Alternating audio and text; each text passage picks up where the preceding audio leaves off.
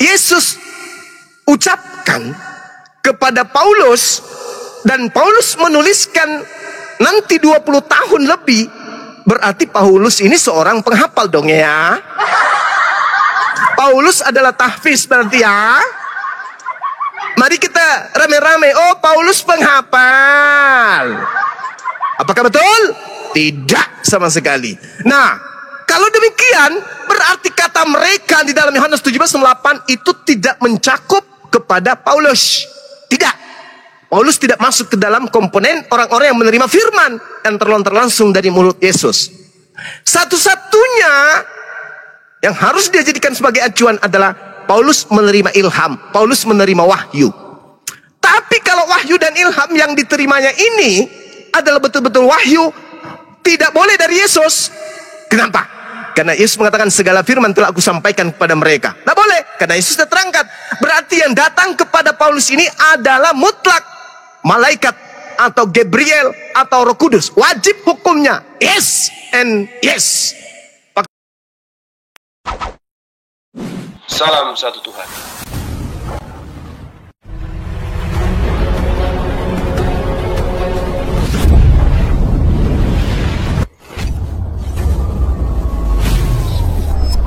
Ya, pengantar ini singkat para sahabat. Dukung semua ya sahabat-sahabat kita channel Densa News Muslim. Di like, di subscribe, di share sebanyak mungkin untuk supaya mencegah sahabat-sahabat kita di luar sana tidak terpengaruh terhadap pemurtadan.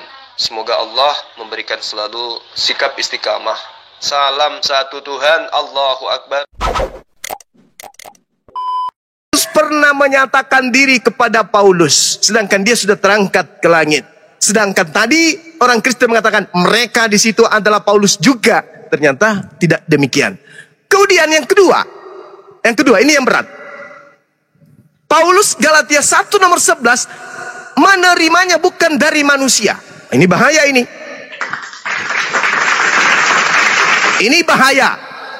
Kalau Paulus sudah mengaku dia bukan menerimanya dari manusia, tetapi dia mengatakan menerima dari Yesus. Ini bahaya ini. Yesus yang mana? Karena Yesus dalam Ibrani 13 nomor 8, Yesus kemarin, hari ini, dan selamanya tetap sama, tidak pernah berubah. Yesus datang sebagai apa? Manusia, tidak akan pernah berubah. Yesus manusia. Ternyata dia mengatakan aku menerimanya bukan dari manusia. Lalu dari mana? Aku menerimanya dari Yesus. Sejak kapan Yesus bukan manusia, Cak Ayu? Mungkin maksud Anda makhluk gaib, makhluk halus yang ngaku-ngaku Yesus. Iya toh? Makhluk halus yang datang kepada Anda ngaku-ngaku Yesus. Makhluk itu mengaku Yesus, tapi Yesus yang bukan manusia. Karena Yesus yang 3 tahun ini adalah Yesus yang manusia. Yesus yang memberitakan firman kepada murid-muridnya ini adalah Yesus manusia. Sedangkan Yesus yang datang kepada Anda itu bukan Yesus manusia. Lalu Yesus siapa? Yesus siapa? Iblis. Akulah Yesus bintang timur, sang Lucifer yang memberitakan 13 buku kepada Paulus. Ya saudara-saudara Kristen, tugas saya sudah selesai. Tugas saya hanya memberikan peringatan.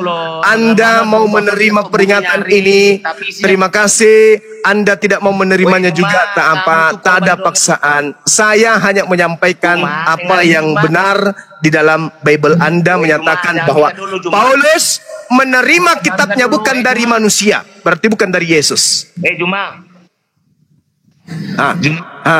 Kamu tuh kayak drum kosong loh. Nggak apa-apa, nggak masalah. EGP dengan Anda. Gitu loh. Nggak apa-apa. Kalau begitu saya tanya, Anda mengatakan saya kosong. Saya tanya sama Anda, Paulus menerima 13 bukunya bukan dari manusia. Lalu dari mana? Hanya ada 3 nih. Hanya ada 3. Kalau bukan manusia hanya ada 3. Tahu nggak? Open cam kamu. Hanya ada 3. Oke? Hanya ada 3. Sumbernya hanya ada 3. Yang pertama Tuhan. Yang kedua adalah makhluk iblis, yang ketiga dari hewan. Ayo, kalau dari Tuhan kan jelas dari malaikat ya, karena pasti malaikat Tuhan tidak mungkin turun. Dari Tuhan alias malaikat sebagai wakilnya, yang kedua dari setan, yang ketiga dari binatang. Ada nggak Yesus Paulus menerima dari situ? Karena Yesus mengatakan bukan dari manusia aku menerimanya. Ayo, lalu dari mana? Paulus mengaku menerima Injil, Gospel, Bible itu dari selain manusia. Lalu siapa? Manusia bukan. Berarti kandidatnya adalah apa? Kandidatnya adalah hewan. Terus kemudian setan. Yang ketiga adalah malaikat utusan Tuhan. Yang mana yang benar? Paulus menerima dari mana? Selamat sore Abang Kuzuma. Iya, semangat sore. Oke ya? Iya. Nah, dari mana? Ini ada 3 kandidat ini bang. Kalau manusia kan gagal nih, berarti bukan dari Yesus asli. Karena Yesus asli kan manusia, berarti bukan Yesus asli. Nah, Yesus yang mengaku, makhluk yang mengaku Yesus ini menurut Paulus ini, dia malaikat kah? Dia iblis kah? Atau dia hewan? Hanya ada 3 kandidat. Silakan. Waduh, sepertinya oke Bangku. Oke, saya akan mencoba menjawab. Semoga bisa terjawab, dan jika pun nanti tidak sesuai dengan hati Bang Zuma, tidak, saya juga tidak memaksa untuk bisa saudara untuk memaksa untuk percaya. Tapi begini saudara, saya udah 2 kali bertemu sama Bang Zuma. Ini udah ketiga kali ya. Dan pembahasannya dengan hal yang sama. Dan dengan hal yang sama yang menanyakan tentang siapa itu cahaya. Ya. Enggak, bukan ke situ Bang. Yang saya tanya, Paulus mengaku menerima Injil bukan dari manusia, berarti bukan dari Yesus. Nah, kalau bukan dari manusia, bukan dari Yesus, berarti hanya ada 3 kandidat. Dari malaikat, dari binatang, dari setan. Mana di antara ketiganya? Silakan. Bang Zuma punya Alkitab kah di situ? Gimana? Bang Zuma punya Alkitab di situ? Alkitab Bible maksudnya. Bible saya banyak di lemari itu menumpuk, Bang. Coba Bro buka dulu 2 Timotius dulu, Bro. Hah? 2 Timotius 2. Bang Zuma buka 2 Timotius 2. Iya.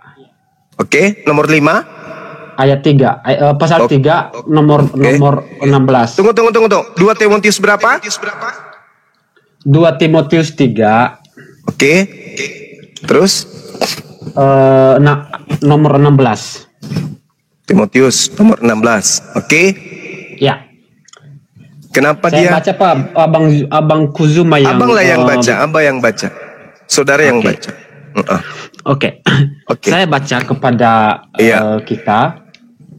Bahwa di situ berbunyi segala tulisan yang diilhamkan oleh Allah.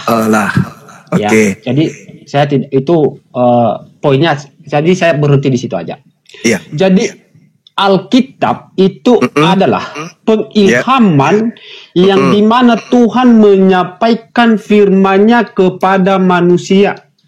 Dan menyampaikan firman-Nya itu bisa melalui orang yang dia pakai dalam menyampaikan firman-Nya. Dan dia memilih orang-orang untuk menyampaikan firman-Nya. Dari Kejadian sampai Wahyu, Tuhan memilih setiap orang yang dipakai untuk menyampaikan firman itu. Itu yang pertama. Nah, jadi ketika saudara menanyakan di mana Paulus yang berbunyi dia menerima firman yang diwahyukan oleh Allah, itu sudah jelas bahwa di 2 Timotius pasal 3 ayat 16 itu adalah pengilhaman. Bang Zuma, atau arti pengilhaman? Baik. Ilham ini kan bahasa Quran, Bung. Iya, saya ingin tahu ilham dalam bahasa. Ini ilham ini kata-kata ini yang Bro, ilham ini dari Quran apa Alkitab ini yang saya barusan baca? Kata ilham ini dalam bahasa Yunani apa? Oke, bentar saya cari bahasa Yunani dulu. Iya, silakan. Tak. Himoto, diam dulu kau, Himoto. Oi, Himoto, diam dulu. Bilang sama Juma. Diam dulu kau, diam dulu kau. Diam dulu. Diam dulu. Kenapa nangis? Kenapa nangis Juma? Diam dulu. Kenapa? Mana? Ilham itu bahasa yang berasal dari Quran. Tidak ada di dalam bahasa Yunani. Ayo, jadi jangan ngadi-ngadi, jangan ngarang bebas, nggak bagus. Enggak, ini saya lagi buka original teksnya, Bro. Jadi iya, silakan. Kepada Anda. Iya, original teksnya apa kira-kira di situ? Iya. Tenang.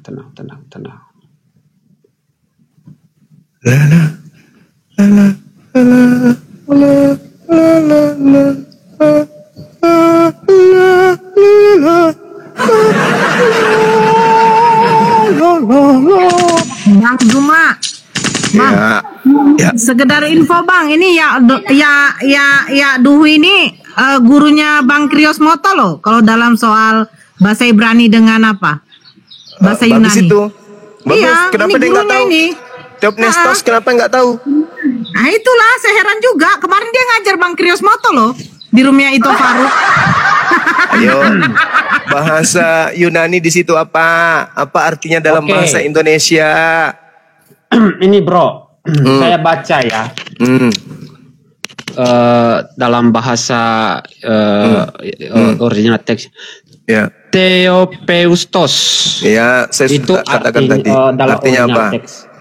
Kalau kita melihat pengertian definisi kata itu, yang pertama dinafaskan oleh Allah, itu yang pertama. Kedua diilhamkan oleh Allah, itu. Kenapa bisa? Ini dinapaskan maksudnya gitu, napas. Ya kan, diilhamkan kan ada dua definisi di situ. Coba. Ada dua definisi di situ. Yang pertama adalah dinafaskan oleh Allah, diilhamkan oleh Tuhan. Jadi artinya Tuhan yang mengilhamkan, memakai para rasul dan para nabi untuk menyampaikan firman-Nya pada manusia. Silakan. Oke, baik. Kata Allah di situ original teksnya apa? Kalau di dalam di sini dia mengatakan Theopneustos. Iya. Kenapa ada kata Allah di situ? Ya kan diilhamkan oleh Allah, itu artinya. Allah original teksnya apa rupanya? Theo. Nah, kalau berbicara mengenai Theo, itu kan bahasa Yunani. Ya. Bahasa Indonesianya apa? Theo, bahasa Indonesia ya Tuhan. Apa sih pertanyaanmu? Yang berbobot lah, kasih pertanyaan yang berbobot lah. Theos itu bahasa Indonesianya dewa. Ya Tuhan, junjungan. Kalau dewa itu betul. Kalau akontas Tuhan dalam bahasa Yunani.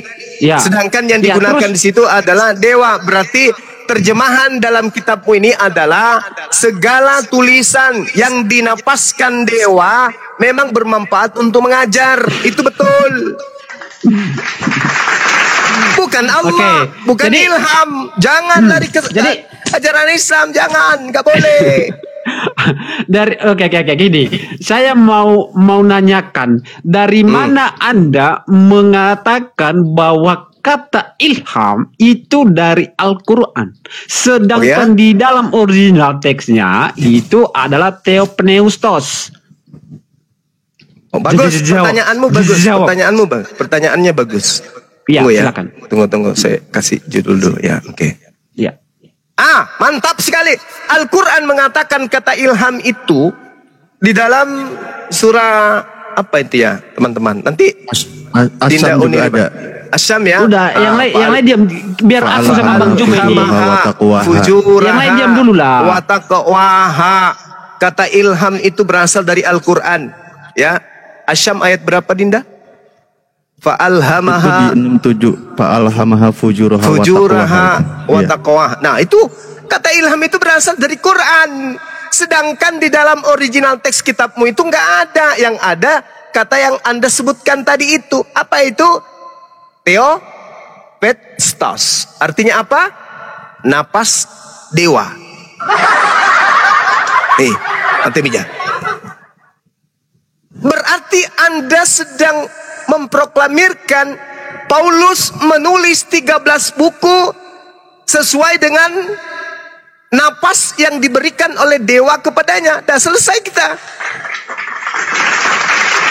Nah sekarang, kalau Anda ingin menguji kebenaran daripada kitab saudara yang Anda sebutkan 2 Timotius 3 tadi, sekarang pengakuan Paulus sendiri, apakah dia diilhamkan dari dinapaskan dari dewa, atau dia menerimanya dari Yesus?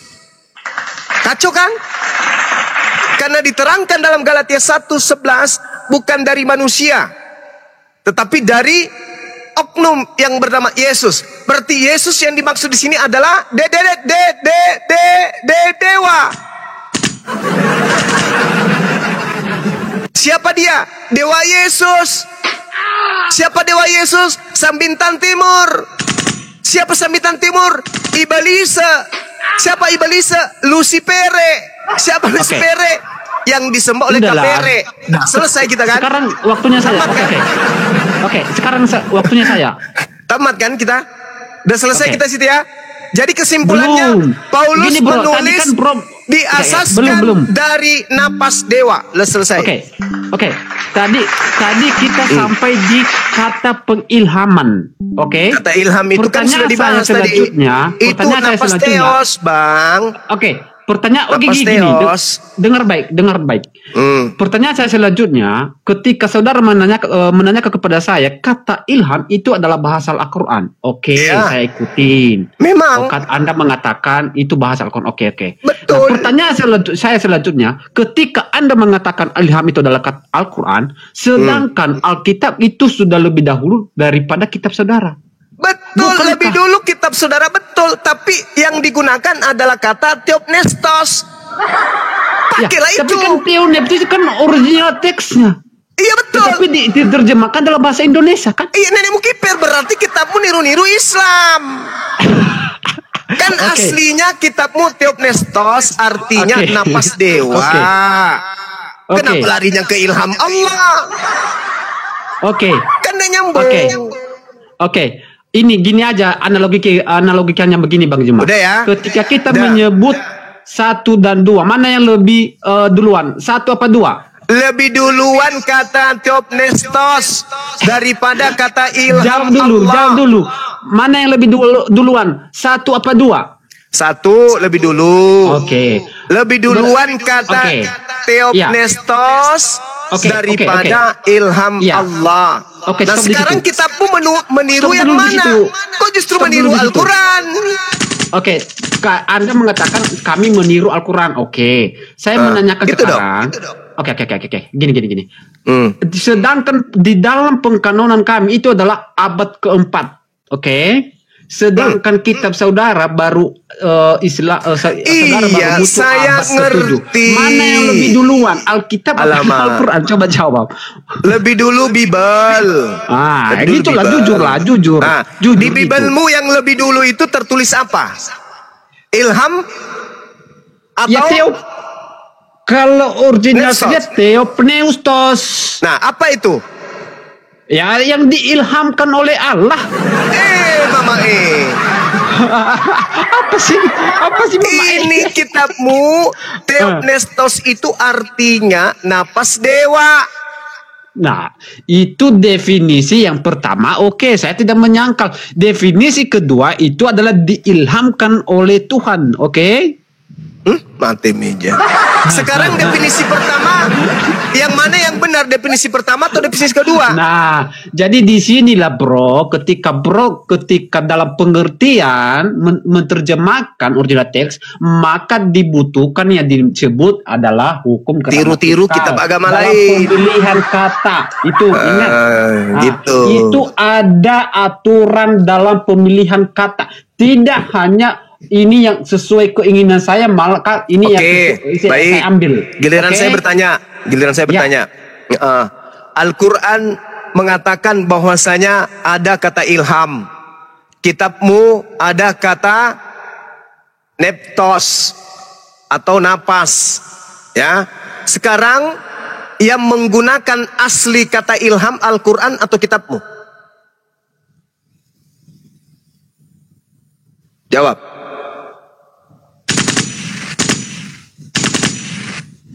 Kenapa kaku lidahnya? Kenapa? Yang menggunakan asli kata ilham kitab saya atau kitabmu? Jawab. Alkitab saya lebih duluan ada daripada kitab saudara. Jadi saya tidak tanya Alkitab itu. saya ada di abad keempat dikanonkan, maka saya tidak tanya itu. Yang saya tanya, yang benar-benar menggunakan kata ilham aslinya Al-Quran atau Bible? Ya Bible lah. Mana tunjukkan kata ilham di aslinya? Lah itu di 2 Timotius 16. Yang aslinya kata ilham di dalam bahasa aslinya mana? Kalau ilham itu adalah kalau ilham itu adalah pneustos. Itu Theo. Itu Theo di belakang itu, itu adalah Tuhan. Pneustos itu adalah ilham atau nafas adalah itu. ilham. Adalah ilham. Sekarang saya tanya samamu, yang menggunakan kata ilham dalam bahasa asli kitab kita itu siapa? Al-Quran atau kitabmu? Ya Bible lah kan, dia udah duluan ada Bible daripada kitab saudara. Gimana sih? Saya ulang. Yang menggunakan benar-benar kata ilham dalam original teks itu kitabmu atau kitabku? Ya kitab saya, karena udah duluan lebih ada kitab saya. Paham gak? Oke, kalau Anda kurang puas di dalam kitab Anda aslinya itu, dengar. Di dalam bahasa aslinya kitab Anda yang tertulis itu Theopnestos atau ilham? Di sini Theopnestos itu adalah yang diilhamkan oleh Allah. Jadi Pneustos itu adalah ilham, sedangkan Theo adalah Tuhan. Berarti bahasa aslinya bukan ilham, tapi bahasa aslinya adalah ya jawab aja, narasi Anda sampaikan aja. Bahasa asli dalam kitab saudara bukan ilham, tapi adalah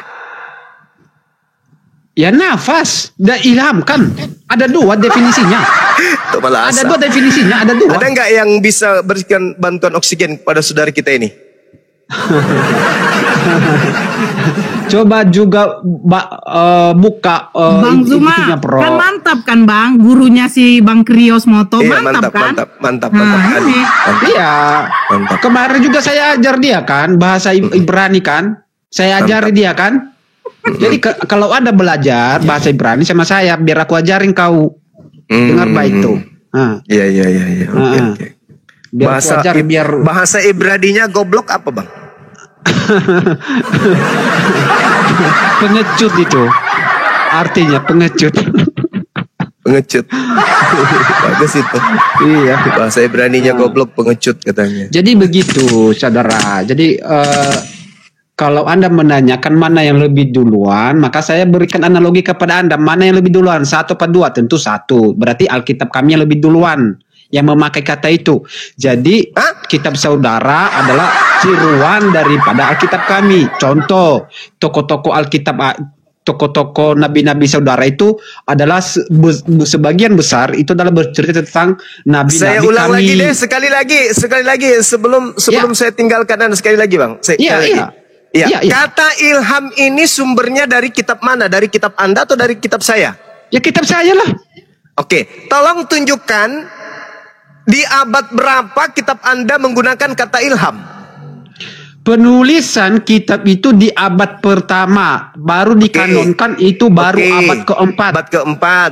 Oke, menurut Anda kan. Nah, sekarang tolong tunjukkan kitab Anda di abad keempat itu ada nggak tertulis kata ilham di situ? Kalau ilham itu adalah bahasa Indonesia. Kalau di dalam bahasa original teksnya itu adalah pneustos. Nah, berarti Anda sudah mengatakan bahwa kata ilham itu tidak ada dalam kitab saudara. Karena itu adalah Terjemahan, bahasa bro. Indonesia. Terjemahan, bro. Nah, sekarang saya tanya, Gimana sih lu? terjemahan? Lu gimana sih? Kok nggak sampai sih akalmu? Katanya pakai akal. Oke. Tahun berapa kitab Anda diterjemahkan awalnya ke dalam bahasa Indonesia? Kalau tahun pertamanya itu ya, kalau mohon maaf saya belum mendapatkan informasi seperti itu. Kira-kira. Saya tidak bisa memperkirakan karena saya tidak memiliki gambaran hal itu. Itu abad keberapa?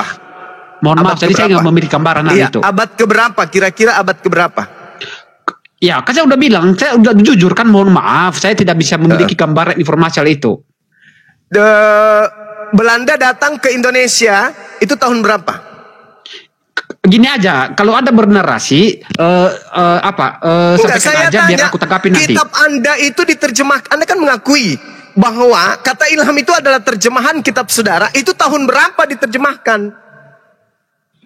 Kan saya udah bilang, saya itu tidak memiliki informasi gambaran yang lebih jelas di mana tahun pertama kali dipakai kata ilham itu dalam bahasa Indonesia. Saya tidak memiliki kapan tahun berapa.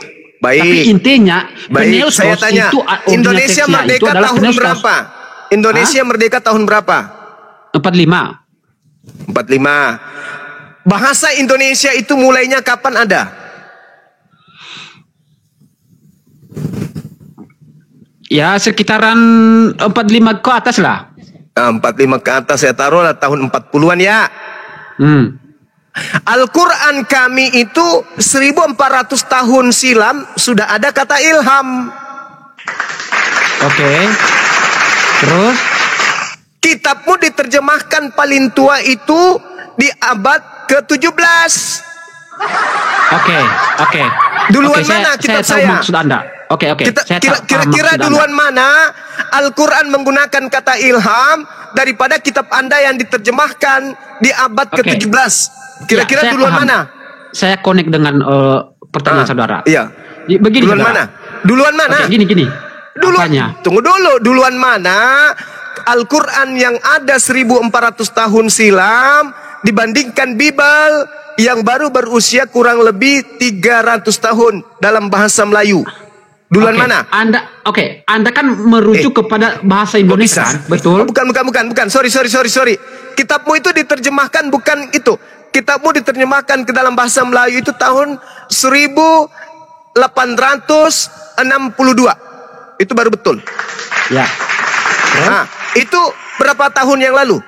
Al-Quran Anda diterjemahkan dalam bahasa Indonesia tahun berapa? Al-Quran saya menggunakan kata ilham itu dari sejak pertama 1400 tahun silam. Abad 19 baru kitab Anda diterjemahkan menggunakan kata ilham.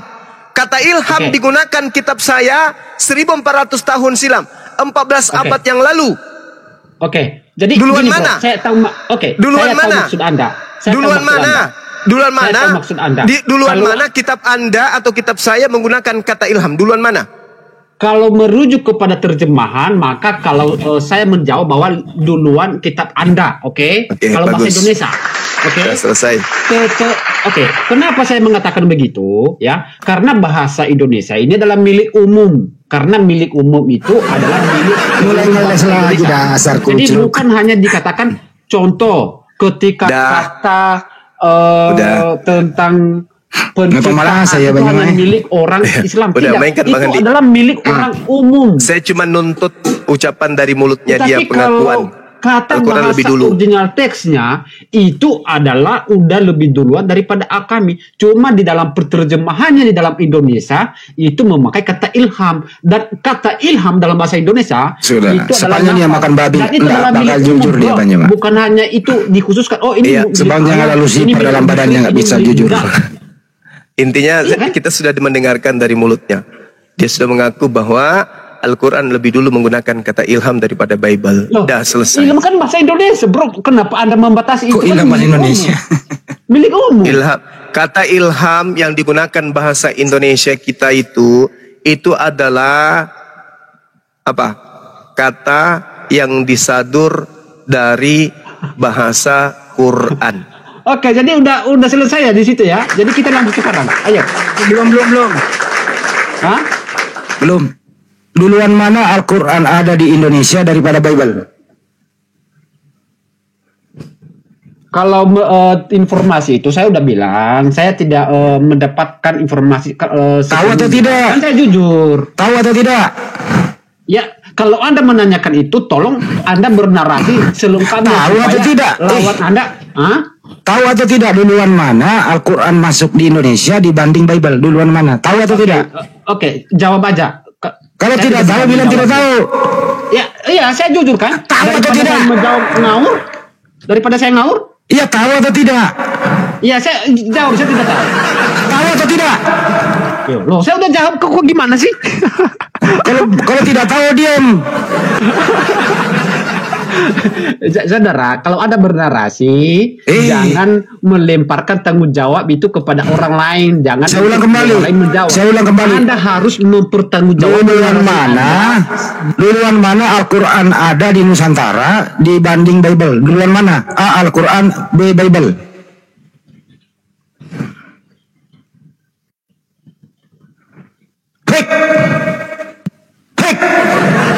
Iyalah, karena Alkitab saya jawabannya iyalah dituliskan abad pertama dan dikanonkan pada abad keempat. Sedangkan saudara pada abad ke-7.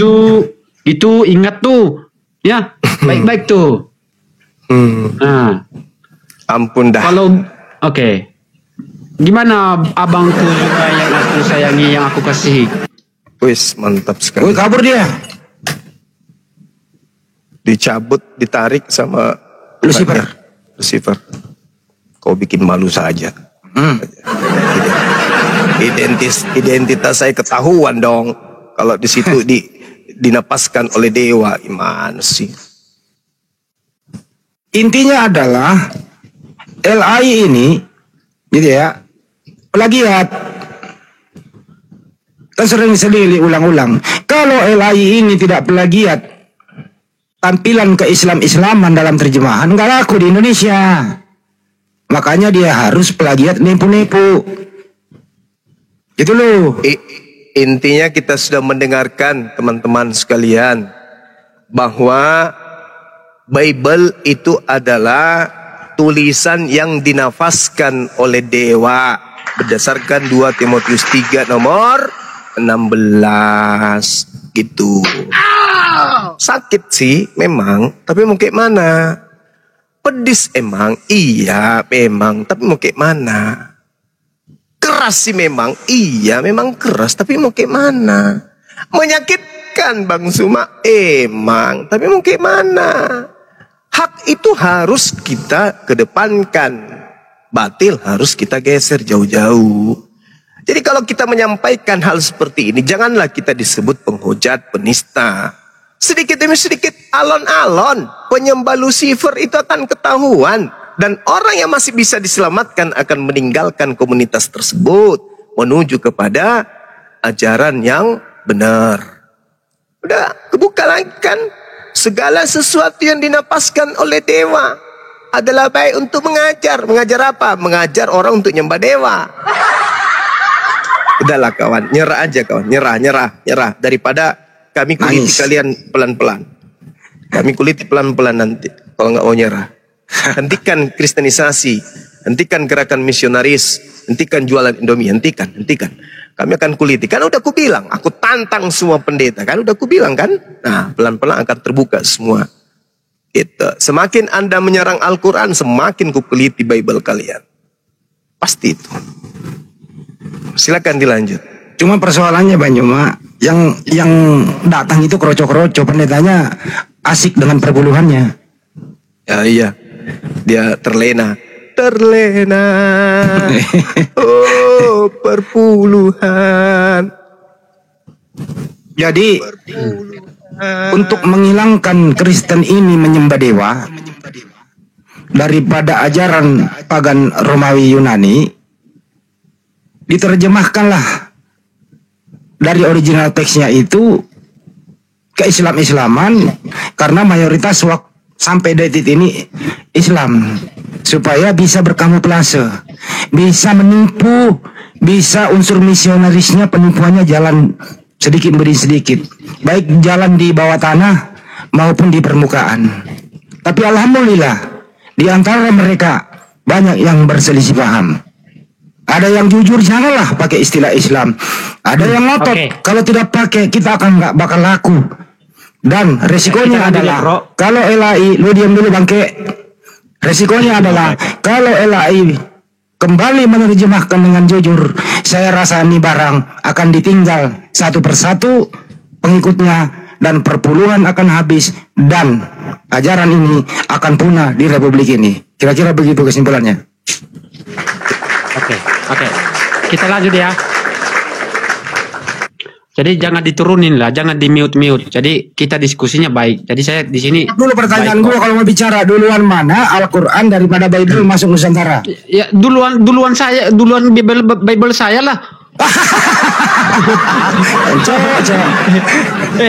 Bible Kristen ya itu udah ada pada abad kalau duluan Bible, diam. Gini. Islam tahun berapa? Tahun berapa Bible masuk ke Nusantara? Dan siapa yang bawa? Jawab. Saya bilang itu Alkitab. Karena abad pertama Alkitab itu sudah muncul, sedangkan Al-Quran baru muncul. Islam baru muncul abad ke-7. Gitu. Turunin aja host, memalukan ini lo Kristen memalukan. Oke, kita memalukan loh. Duluan Bible katanya masuk Nusantara dibawa oleh Belanda. Padahal yang melawan Belanda itu adalah Muslim. Gimana ceritanya? Ayul. Yang melawan penjajah itu Belanda yang membawa Bible gitu ya, adalah Muslim.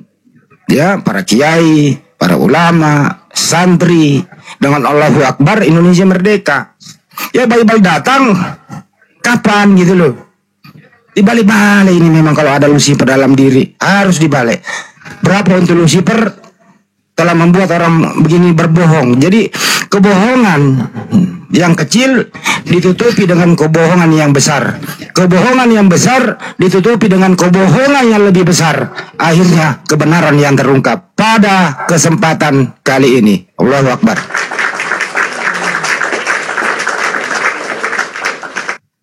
Ya'iduhum wa yumannihim wa ma ya'iduhumus syaitan illa gurura. Mereka hanya dijanjikan tipu daya oleh setan. Itu fakta. Fakta. Silakan Anda bantah. Naik lagi yang mau diterapi. Silakan. Saya bikin kopi campur masaku dulu ya teman-teman. Sebentar ya. Lanjut. Ya. Sorry bang. Menurut penafsiran Rabi Yahudi, 3 orang itu adalah malaikat yang menemui